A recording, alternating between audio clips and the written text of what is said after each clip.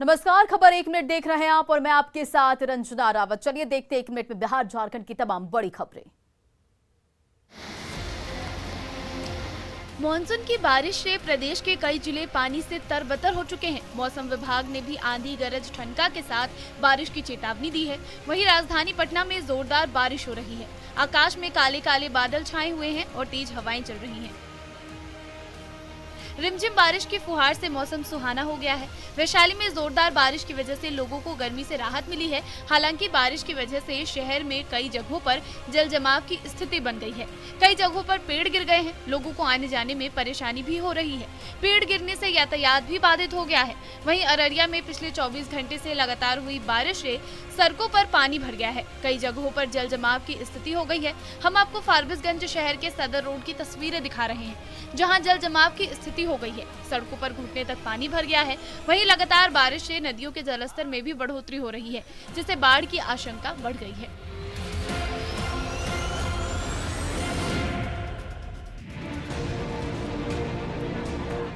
Monsoon की बारिश ने प्रदेश की सभी नदियों के जलस्तर को बढ़ा दिया है। नदियों के जलस्तर बढ़ने से बाढ़ जैसी स्थिति बन गई है। किशनगंज जिले के टेढ़ागाछ प्रखंड से होकर बहने वाली कनकई, रेतवा और गोरिया नदी के बाढ़ का पानी निचले इलाके में प्रवेश कर गया है, जिसके कारण लोग ऊंची जगहों पर शरण लेने के लिए मजबूर हैं। बारिश के कारण नदियों का जलस्तर बढ़ने से पूरे इलाके में बाढ़ जैसी स्थिति उत्पन्न हो गई है। प्रखंड मुख्यालय से टेढ़ागाछ जाने वाली सड़क जलमग्न है। कई गांव में बाढ़ का पानी प्रवेश कर गया है, जिससे आम जनजीवन प्रभावित है। नदियों में जलस्तर के बढ़ने से नदियां कई जगह पर कटाव कर रही है, जिससे लोगों को विस्थापित होने के लिए मजबूर होना पड़ रहा है। स्थानीय लोग प्रशासन से मदद और कटाव को रोकने का गुहार लगा रहे हैं।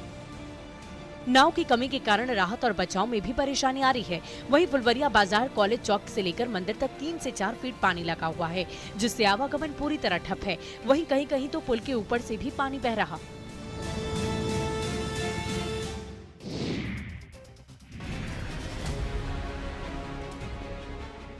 मानसून की बारिश से नदी नाले उफान पर हैं। नदियों के जलस्तर में लगातार बढ़ोतरी हो रही है। वहीं खगड़िया में कोसी और बागमती नदी के जलस्तर में लगातार वृद्धि होने से एक बार फिर बाढ़ की आशंका से लोग भयभीत हैं। यह वृद्धि नेपाल में हो रही बारिश के कारण हो रही है। नदियों के जलस्तर में हो रही बढ़ोतरी के कारण बांध की सुरक्षा पर खतरा मंडराने लगा है।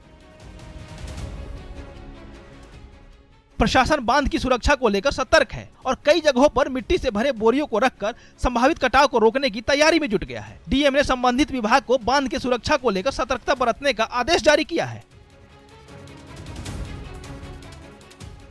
बाढ़ के दौरान बचाव कार्य के लिए सभी प्रखंडों में हेलीपैड का निर्माण करने को कहा गया है, जिससे बाढ़ प्रभावित इलाकों में हेलीपैड से राहत अभियान चलाया जा सके। वहीं बढ़ते जलस्तर को देखकर स्थानीय लोगों में दहशत का माहौल है। कई क्षेत्रों में तो ग्रामीण पलायन करने को मजबूर हैं।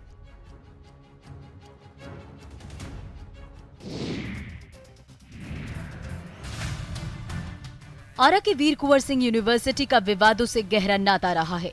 एक बार फिर ये विश्वविद्यालय विवादों में घिर गया है।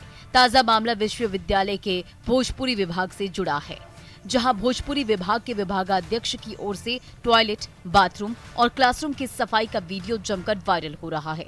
भोजपुरी विभाग के विभागाध्यक्ष प्रोफेसर दिवाकर पांडे के साफ सफाई का ये वीडियो सोशल मीडिया में वायरल होने के बाद से ही विश्वविद्यालय प्रशासन में खलबली मची है।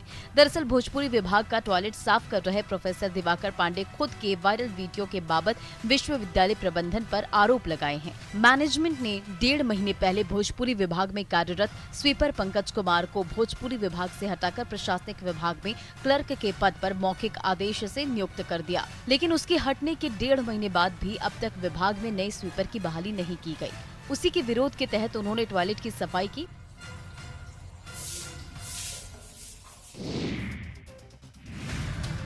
लोहरदगा में एक ज्वेलरी दुकान से चोरी का मामला सामने आया है। दुकान में आई एक महिला ने बड़े ही शातिराना अंदाज में कुछ ज्वेलरी चुराकर दुकान से चलती पड़ी। महिला एक कान की बाली, एक नथिया, एक अंगूठी और एक भगवान के लॉकेट को बड़ी चालाकी के साथ अपने कपड़ों में छिपाकर ले गई। दुकानदारों को जब इस बारे में शंका हुई तब उसने सीसीटीवी को खंगाला और महिला के करतूत का खुलासा हुआ। दुकानदार के अनुसार करीब 50,000 से ज्यादा की ज्वेलरी महिला ने चोरी की है। तस्वीरों में साफ देखा जा सकता है कि महिला किस तरह से चोरी कर रही है। ये देखिए, दुकानदार महिला को कई गहने दिखा रहा है। इसी बीच महिला एक गहने पर हाथ रखती है और एक अंगूठी को हाथ में रखती है और धीरे से उसे छुपा लेती है। फिर गहने देखते देखते वो अंगूठी को भी अपने दूसरे हाथ में ले लेती है।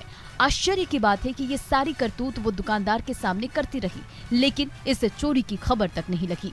फिलहाल पुलिस इस पूरे मामले की छानबीन में जुटी हुई है।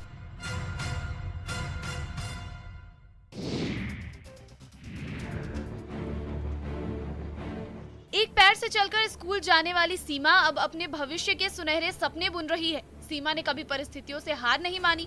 वो पढ़ लिखकर एक कामयाब इंसान बनना चाहती है। वहीं जमुई में न्यूज 18 की मुहिम के बाद चौथी क्लास की छात्रा सीमा को आर्टिफिशियल पैर तो लग गया है। अब वो इस पैर के साथ बेहतर तरीके से चल सके, बाकी के काम निपटा सके, ताकि पढ़ने लिखने में उसे कोई दिक्कत नहीं हो। इसके लिए उसे विशेष ट्रेनिंग दी जाएगी। केंद्रीय सामाजिक न्याय और अधिकारिता मंत्रालय की पहल पर 10 दिनों की ट्रेनिंग के लिए उसे कानपुर भेजा जाएगा। पढ़ाई की लगन को देखते हुए डीएम ने सीमा को डिजिटल स्लेट भी उपलब्ध कराया है, जिस पर वो इन दिनों लिखने का अभ्यास कर रही है।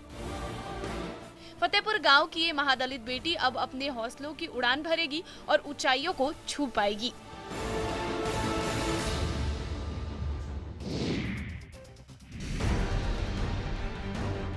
बिहार में पूर्ण शराबबंदी लागू है। पुलिस और मद्य निषेध विभाग लगातार अवैध शराब पर कार्रवाई कर रही है। तस्करों पर नकेल कसने के लिए कार्रवाई की जा रही है, पर शराब तस्कर नए नए जुगाड़ लगाकर शराब की तस्करी कर रहे हैं। वहीं बक्सर में उत्पाद विभाग ने बड़ी कार्रवाई करते हुए एक गाड़ी से भारी मात्रा में शराब बरामद की है। जब्त शराब की कीमत लाखों रुपए बताई जा रही है। पुलिस का कहना है कि उन्हें शराब तस्करी की गुप्त सूचना मिली थी, जिसके आधार पर उत्तर प्रदेश से आ रहे वाहन को रोका गया। जब गाड़ी की जांच की गई तो गाड़ी में खुफिया तरीके से तहखाना बनाया गया था, जिसमें शराब छिपाकर शराब की तस्करी की जा रही थी। शराब तस्करों ने बड़ी ही चालाकी के साथ गाड़ी में तहखाना बनाया था, जिसका पता सामान्य जांच से नहीं चल पा रहा था। जब विभाग ने सघन जांच की तब इस तहखाने का खुलासा हुआ। पुलिस गाड़ी के मालिक का पता लगाने की कोशिश कर रही है।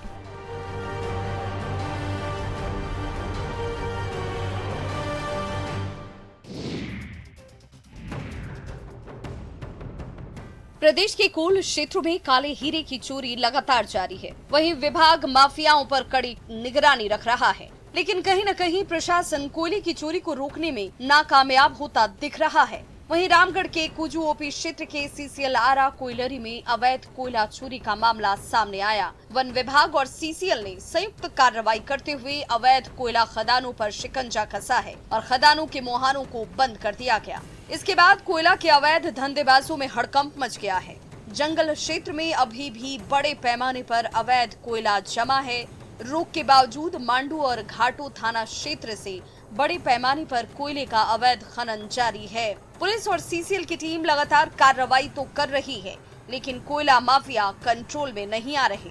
ग्रामीण भी माइंस से कोयले की चोरी करते पकड़े जा चुके हैं।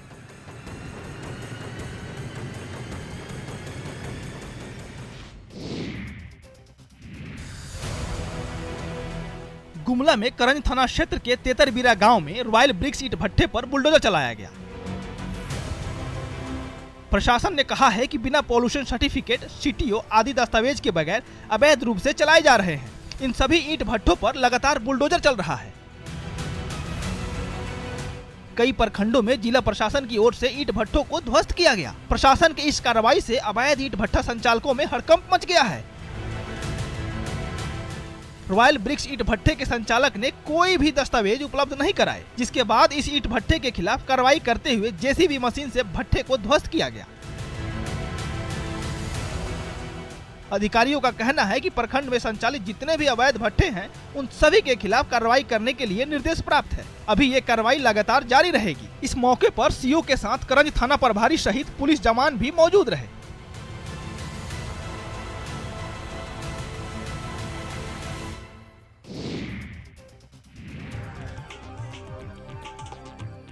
सिवान में गड्ढे की खुदाई के दौरान प्राचीन काल की एक मूर्ति मिली है। बताया जा रहा है कि ये मूर्ति भगवान विष्णु की है। इस प्रतिमा को देखने के लिए लोगों की भीड़ लगी हुई है। कई लोग गांव में मंदिर बनाकर इस मूर्ति की स्थापना करने की बात कर रहे हैं।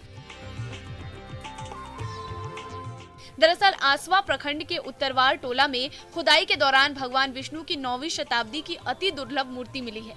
मूर्ति देखने के लिए आसपास के ग्रामीणों की भारी भीड़ जुट गई। गांव के लोगों ने मूर्ति को स्थापित कर पूजा अर्चना शुरू कर दी।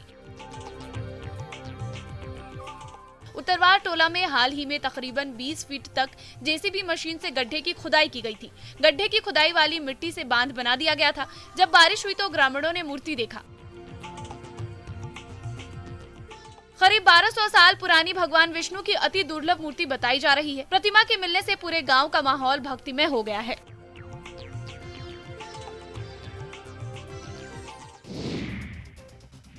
और अब बात पूर्णिया की।